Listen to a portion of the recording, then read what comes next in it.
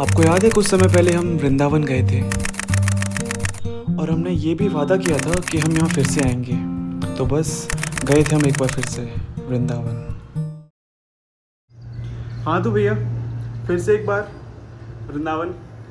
और आपको पता है हम किसके साथ जा रहे हैं, तो चलते हैं। तो इस बार का सफ़र हमारा पहले से थोड़ा अलग था। कुछ नए दोस्त थे और हम ऐसे समय जा रहे थे जब हमें बहुत भीड़ मिलने वाली थी। बहुत बोलूं तो सच में बहुत ज़्यादा। ऐसा लग रहा था मानो भगवान चाहते ही नहीं थे कि इस बार उनके दर्शन हम इतनी आसानी से कर पाएं। भैया राधे राधे। राधे राधे भाई। तो बात करने राधे राधे अंकल जी, राधे राधे। पर भाई हम कहाँ रुकने वाले थे। ट्रेन, बस, ऑटो, हर जगह धक्के खा के आखिरकार हम पहुँच ही गए। पर इतनी सी मेहनत में कहाँ भगवान दर्शन देने वाले थे।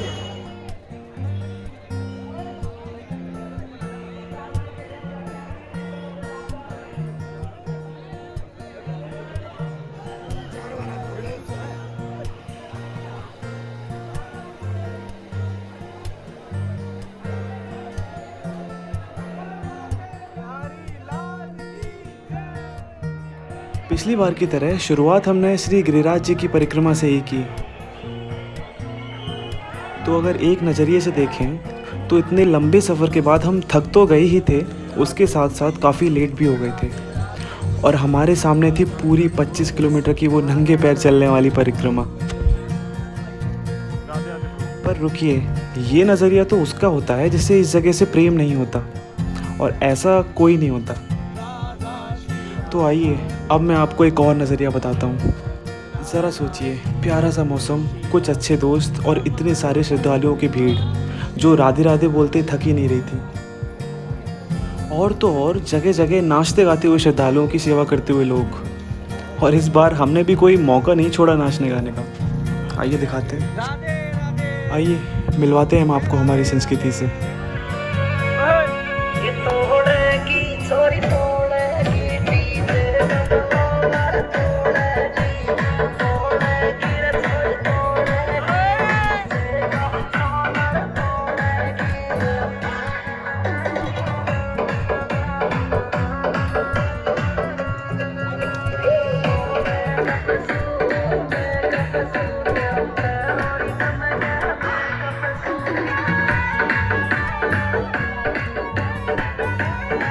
अरे अभी तो और देखिए।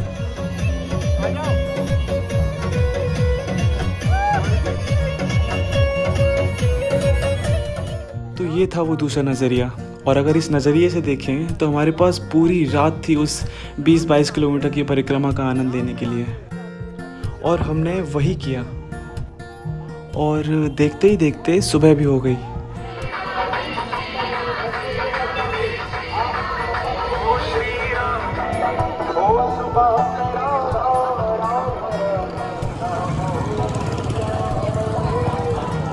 और भैया इसमें ज़्यादा मज़ा आया कि पिछली बार ज़्यादा मज़ा आया था? दोनों बार मज़ा आया, इसमें थोड़ा ज़्यादा मज़ा आया। इस बार आवाज़ क्यों बैठी है हमारी? राधे राधे श्याम मिला दे यार, इतना एनर्जेटिक, इतना ज़्यादा। कितने आदमी को खींच के लेके आए यार। मज़ा आया, मतलब इट वाज फन। और अभी तो एक पूरा दिन और है, तो लेट्स सी। ये आ रहे हैं हमारे मित्रगण। तो अब बारी थी श्री बिहारी जी के दर्शन करने की, जिसके बिना ये सफ़र अधूरा रहता। पर उससे पहले हमने काफ़ी कुछ नए एक्सपीरियंस भी किए इस बार, जैसे कि मानसी गंगा और यमुना जी में नहाना। और यकीन मानिए, बारिश के बाद ऐसी जगहों पर जाने का भी अपना अलग ही मज़ा है।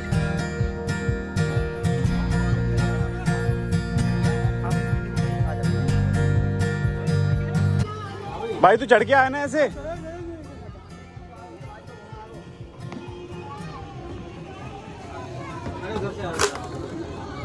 फोन अगर गिर गया ना तो आज पता चल जाएगा तो वाटर प्रूफ है कि नहीं है। भाई साहब बहुत एक्सपीरियंस हो गया है, ठीक है। और ब्रो व्हाट्स अप? अभी तुम्हारा भाई तुम्हें एक गोविंदा वाली डुबकी मार के दिखाएगा। ठीक है, देखते हैं। भाई साहब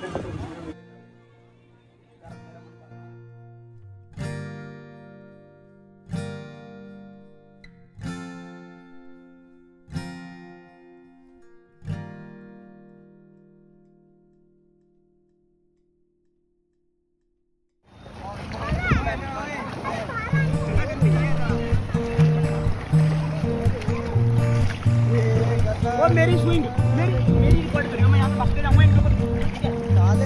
नहीं आ रही है, ये नहीं आ रहा चमन, और पीछे वाला चमन नहीं आ रहा। हाँ अब मैं चमन नहीं आ रहा। तो ये सब करने के बाद अब बारी थी श्री बिहारी जी के दर्शन करने की। पर जैसा कि मैंने आपको शुरुआत में बताया था कि भगवान चाहते ही नहीं थे कि इतनी आसानी से दर्शन कर पाए हम उनके। चलो भैया हेलो, अभी बाकी वाली दर्शन करने आ जाओ। हाँ चलो 2 किलोमीटर रह गया, चलो। हालत देखो इनकी। एक आदमी को 50 रुपये। तो भाई लगभग 3 से 4 घंटे की मेहनत और ऑटो वाले से मिन्नतें करने के बाद हम आखिरकार पहुंच ही गए। और वो कहते हैं ना, सब्र का फल हमेशा मीठा होता है। साफ शब्दों में बोलूं तो एक तरफ बाकी सब चीज़ें और दूसरी तरफ बांके बिहारी जी के दर्शन। भाई साहब अलग ही सुकून है यहाँ पर। अब भीड़ देखकर आप भी समझ ही गए होंगे।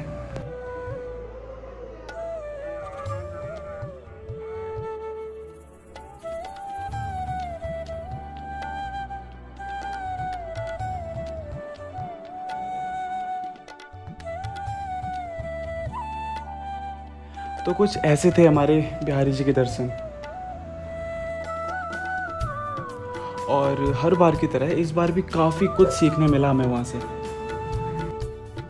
और उन सब में सबसे बड़ी सीख ये थी कि आपका व्यवहार जानवरों के प्रति कैसा होना चाहिए, कि आप कैसे जानवरों के साथ कोएग्जिस्ट कर सकते हैं।